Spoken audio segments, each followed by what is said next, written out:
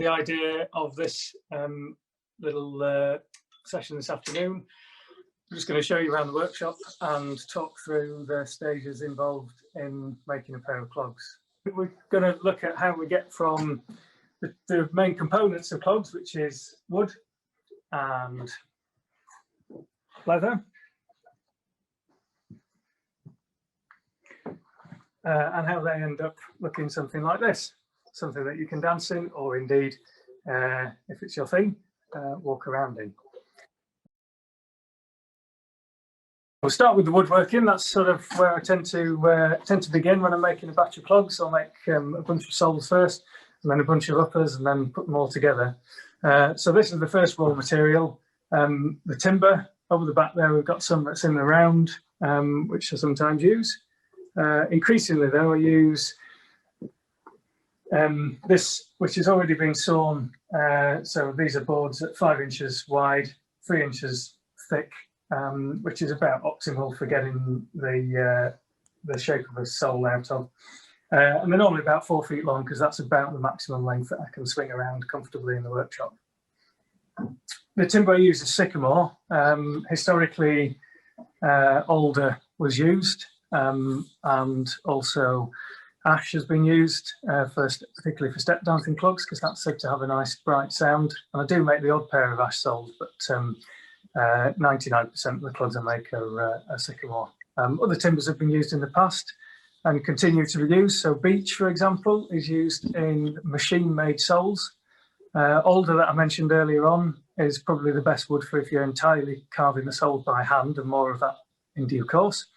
But I use a combination of machine tools and hand tools, and find that sycamore is a good compromise, if you like. It works well on the machines, it works well on the hand tools. It's also got a very fine texture, so you can bash a lot of nails into it before it splits, which is obviously an important consideration when we come later on to putting the leather uppers on. So without further ado, I'll take you through into the woodworking bit of the workshop.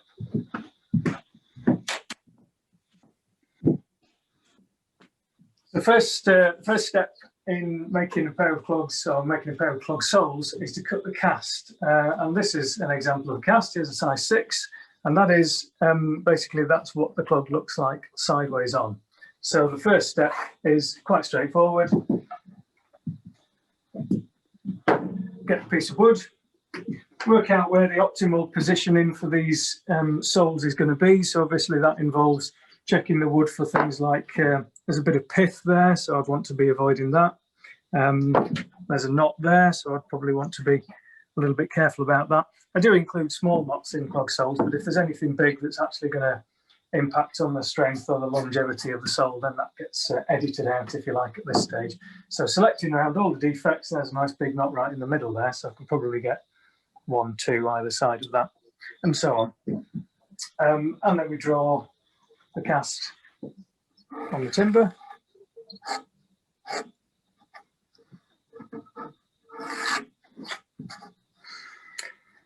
And so I'd obviously need 2 of those if I was making a normal pair.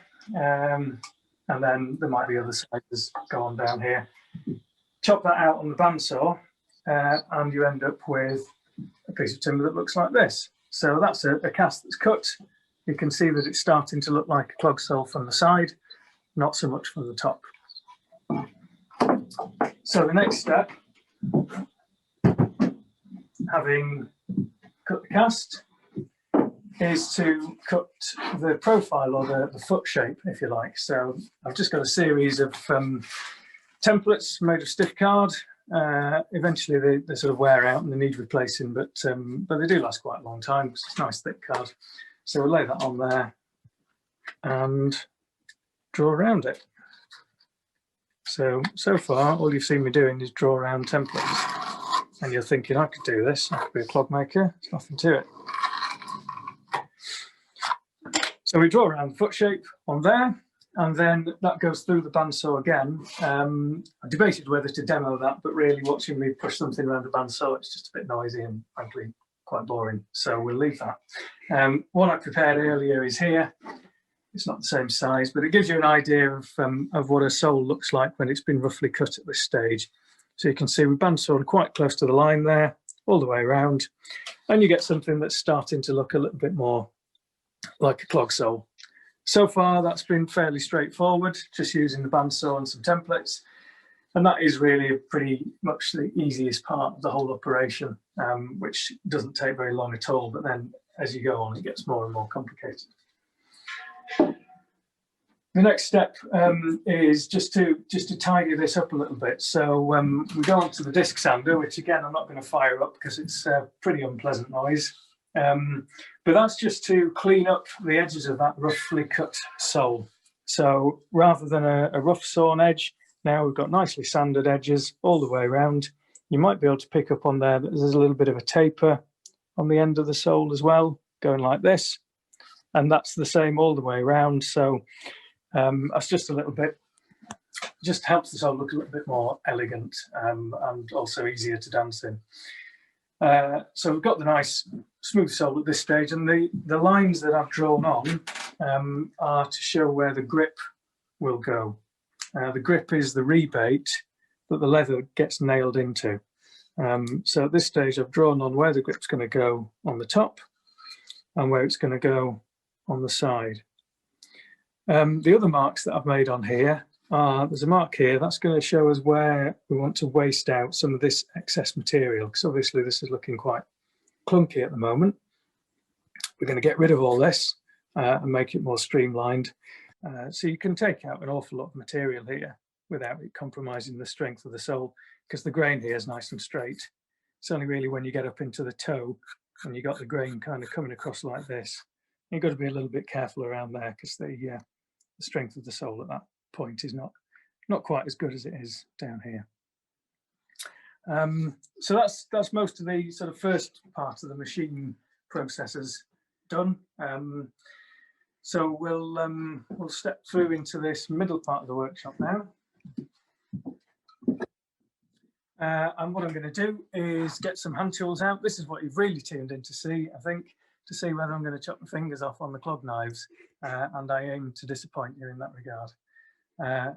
So we'll have a look at those tools. Okay, I'm going to be cutting into this momentarily, but first I just want to talk to you a little bit about clog knives. So these are the traditional tools of the clog maker's craft, and if you've got anyone who's got sort of remote interest in clog making as a craft will be familiar with these tools.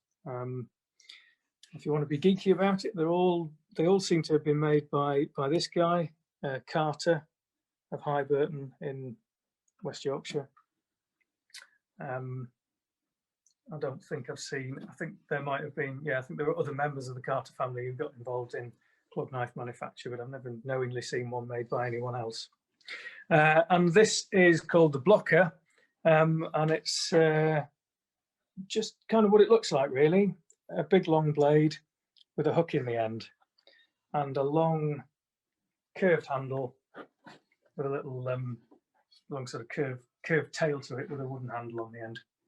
And that locates into a hook on the bench, and then that gives you an enormous amount of freedom in terms of the angles and the cuts you can get. So I'm going to delay your gratification of watching me use that just a little bit longer. These are some soles that I've carved entirely by hand, and this was some training I've been doing with Jeremy Atkinson. That's a name you might know if you're interested in clog making as a craft. He doesn't make much for the dance market, so if you haven't heard of him or ever seen him at festivals or whatever, then that's why. But he hangs out in Herefordshire,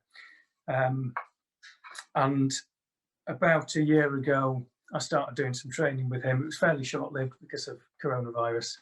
Having someone at close quarters teaching you how to use tools isn't really a social distancing friendly activity. But he uses these tools that I'm going to show you to make the whole thing from start to finish. And that's the skill. Those are the skills that I've been brushing up on with him. Day to day, what I do is cut the soles, rough the soles out of the machinery in the way you've just seen, and then use the Clog knives for a couple of quite specific processes for which they are probably the best tools for the job. But in the olden days, they would have just started with a block of wood and used this and hacked the sole out entirely using hand tools. Also important to note that doesn't make them better clogs. It's just a different way of getting to the same endpoint. So what I'm looking to do with the blocker is go from the balance point up to that point that we looked at earlier on and take out some of the waste.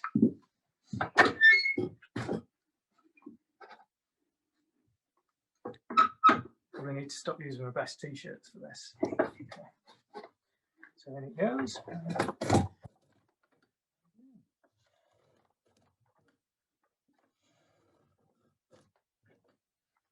So that side's quite easy because I can see what I'm doing. The other side, not so much, because I'm over here and the lines I'm working to are over there. So that's a little bit more difficult. And just try and feel where that cut is going. Nearly there.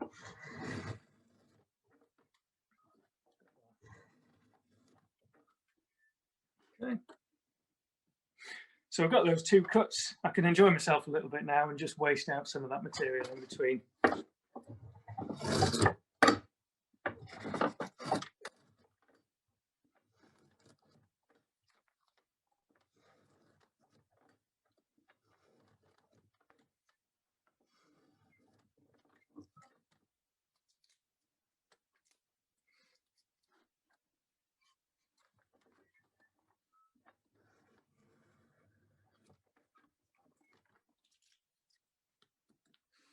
That's quite an efficient way of taking out a lot of material in that area and also leaving the sole very much more sort of streamlined and elegant looking than it was before.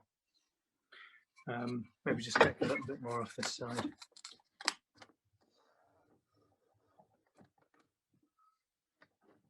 And then another little detail that I like to do is just to nick these corners off.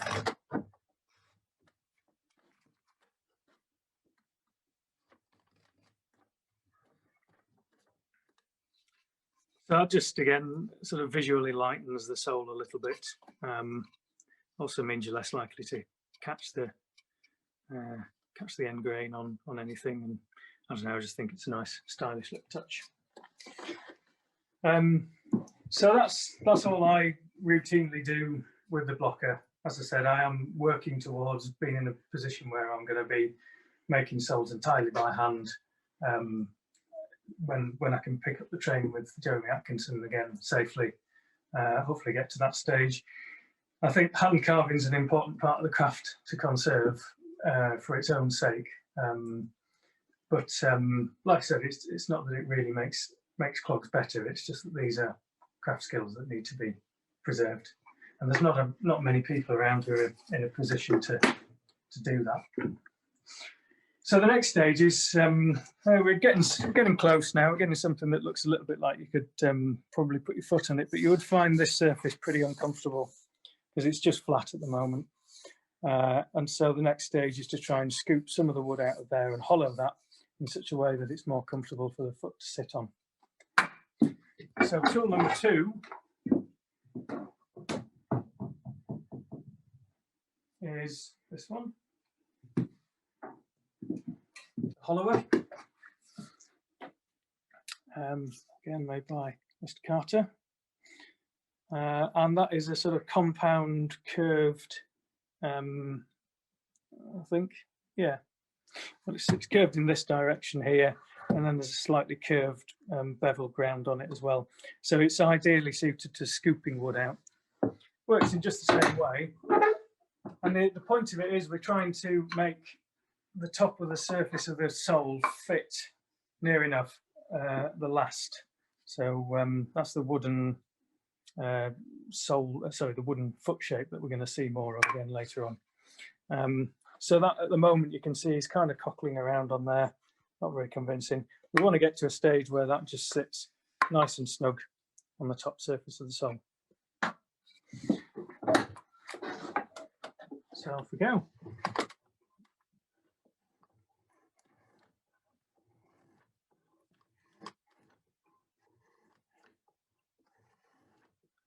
There's a few cuts there just to begin with. That just hollows out a little bit for your heel to sit in.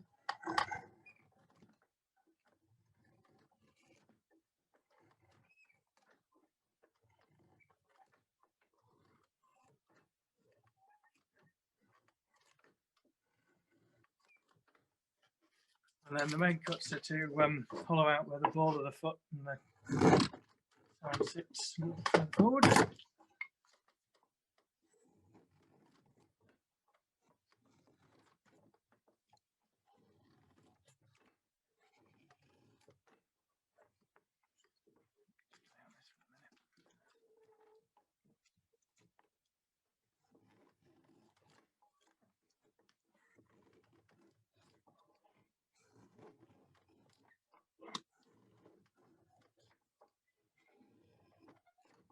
Enjoying myself a bit too much here. If you just want to go and do something else for half an hour and come back to me in a bit.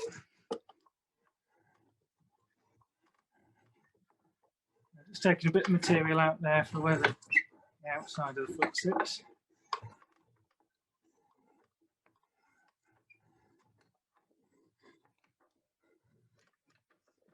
So a few passes there.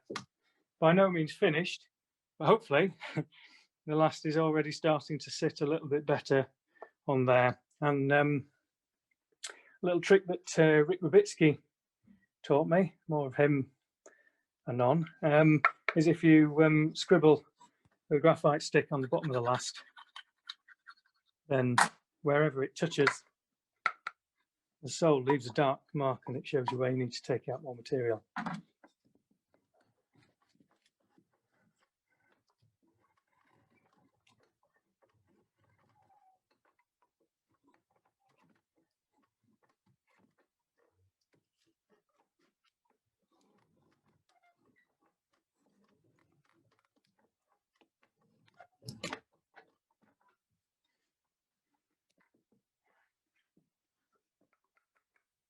Okay, so we get in there. Hopefully you can see in the right light, there's a little bit of raised material there. It's not exactly right just at the moment, but that'll just support the arch. Obviously, there's more material to come out, all of these places where we've got little dark marks. I don't propose to finish this because otherwise it's not time for anything else. Just gives you an idea of how you get there. And I can't really think of any more effective way of doing this process. And if there was a quicker machine-based way of doing it and doing it right, then I'd probably be quite interested. But it's just, I think it's probably just the best tool for the job, really. So last thing, when the last is sitting down nicely on there, I'd just like to take a little bit more out for the ball of the foot and for the big toe. It's like sometimes those can't really see what's going on there, can you? But the ball of the foot and the big toe are sometimes points where you can feel the pressure on clog soles. So just try and take a bit of extra material out in those areas. And I'll keep working on that until that last sits down nicely on the sole without rocking around at all. And the other thing is that it should sit without any effort. It should just, you know, come to rest between those lines that I drew on earlier on, which is where the grip is going to be. And if we get to that stage, then we know that the last is going to sit right on the clog sole when we come to last it up. There are some further machine processes, again, noisy and not particularly exciting to watch. And eventually we end up with something that looks rather like this. So that's the finished sole. You can see I've put the grip in, that's the rebate that the leather will be nailed into later on. The traditional way of achieving that grip was with this, the gripper. So that's the third of the clog knives. And it's just a fairly, well, I was going to say it's a fairly rough and ready V-gouge. It's actually not, it's actually ground very precisely, specifically to do that job of putting a rebate on a pair of clog soles. So you'd use that tool to make the rebate in the olden days, or if you were carving entirely by hand. quicker and slightly more accurate to do it with a router, so that's how I do it. And then a bit more sanding, clean that up, give it a varnish, wax polished finish, and that is a completed sole. Yeah, the next stage is to make a leather upper to nail onto the sole. And these are the components of a standard lace-up upper. So if you're into shoemaking, that bit's called the vamp. Those are called the quarters. And these are the counters. That and that end up getting stuck together like that. You will note that there are some holes cut out here. Because this is quite thin leather, I've also lined it on the back. And those holes are to take the eyelets.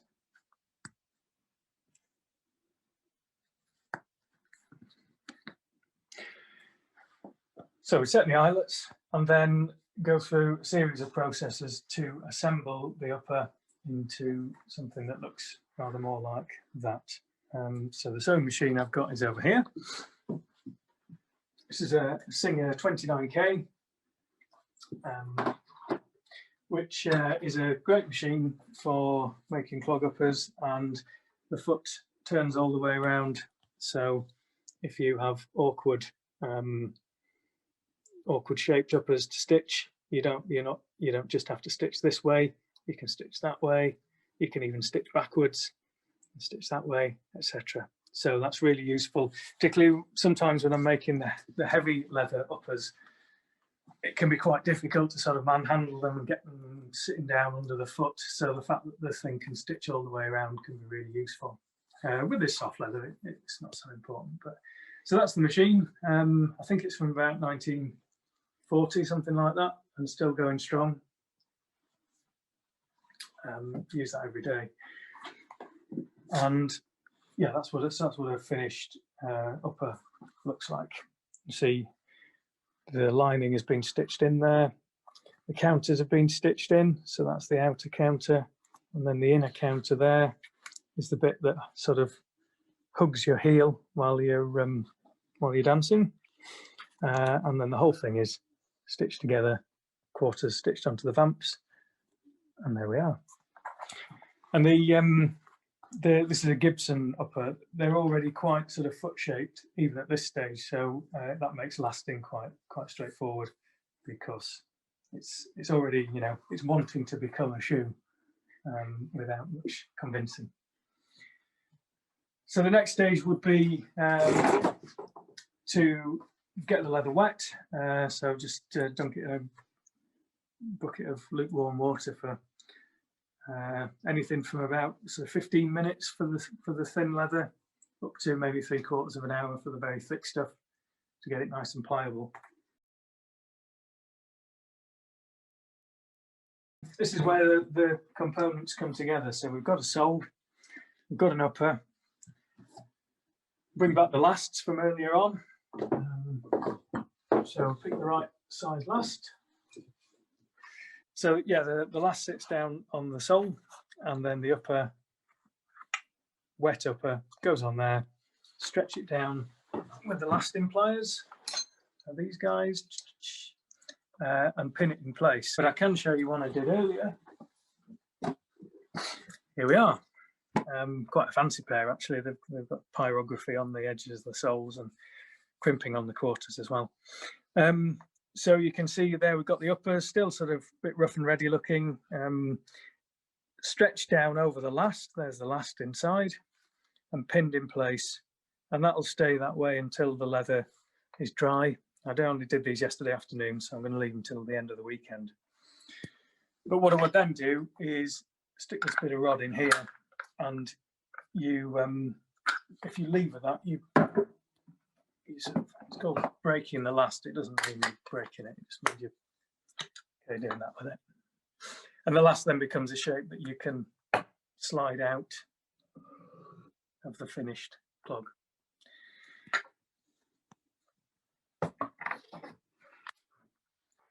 So we go from this, where you've got this extra sort of skirt of leather. That's obviously where the leather's been pulled down with the lasting pliers, and you need that extra bit in order to stretch the leather over. You can see it's taken the shape of the last really quite nicely. This last's been slightly modified, so a lot of the time people don't quite fit into a standard size, and then you just got to build the last up so it resembles their foot as closely as possible. So this, for example, this is someone who was a size 9 plus a little bit, so we've got a bit of leather tacked onto the back of the last. His foot didn't quite sort of fit the shape of the last. His little toe was rubbing here, so pinned a bit more leather on here just to back out the last in that area. Bit of gaffer tape over the top just to sort of smooth out the discrepancy between the leather that's tacked on and the last itself. Yeah, so the idea is to make the last as much as possible resemble the foot of the individual customer. So that's when you're getting into the realms of custom fitting. And that one is too, that's a little bit wider than standard, so that's got some little bits of leather tacked on. And then after that, still with these lasting tacks in, then trim the leather so that it is flush with the grip, the rebate. So at this stage, we've got no excess leather and all of the leather is sitting down quite nicely into that rebate. And we've very nearly got a finished pair of clogs at this stage. The only remaining thing to do is to finally nail it up with the nice nails. So we go from this stage where we've just got the lasting tacks in, and this obviously is the last stage where you apply a welt. That's that strip, leather strip that goes all the way along and just sort of hides the join between the wood and the leather, helps to keep the clogs a little bit more watertight as well. And we've got brass nails in around the toe, as is traditional, and then steel nails in around the back, and a nice shiny toe tin on the front. And that is it. It's just as simple as that. We've got a few finished or almost finished clogs here. So obviously most of what you will see if you see me at events, I'll have a big table full of mainly black clogs at the English events, because most English step dancers and Morris dancers want black. But there's other colours too. Purple's always popular. There's other styles. So these are some big derby boots for a chap who lives on a narrow boat, and he wants to be kicking lock gates open with them and just generally sort of clomping around and pretending he's a Victorian, possibly. I'm not sure. But I know that they need to be nice and chunky for him. So that's a good boot style. It's made with some 3.5mm thick veg tan leather, so they should last him a long time. Something a little bit left field that I've been playing around with are these leopard print ones. They're made with a hair-on cowhide, so you've got to handle them really to truly appreciate how tasteful they are. And yeah, the T-bar as well, that's just another different style. These are some patent leather T-bars. These are destined for Wales, as indeed typically are most of the more outlandish clogs. The Welsh just have slightly more adventurous clog tastes, I think, than the English. Discuss. And there's clasp clogs as well. So they're the more old-fashioned types. Instead of having laces over the instep, they just have a little clasp. So that's a really old-fashioned sort of Victorian style, really. But I think it looked quite smart, really. Probably due a revival. Nearly done. So they're all made the same way, whether it's the big old derby boots. I've been making a few of these little ornamental clogs as well recently. So just tiny little clog size 3. That's a children's shoe size 4. Not even sure if a child with feet that small would be walking. Certainly wouldn't want to put them in clogs personally, but there we are. These are for ornaments. not for real children to wear. But they're all made in the same way. They all start with the block of wood. They all go through those processes that you've seen, bandsaw, the sanding, the clog knives, even the little tiny ones. You know, even there, I've used the blocker to take out that excess material. And there.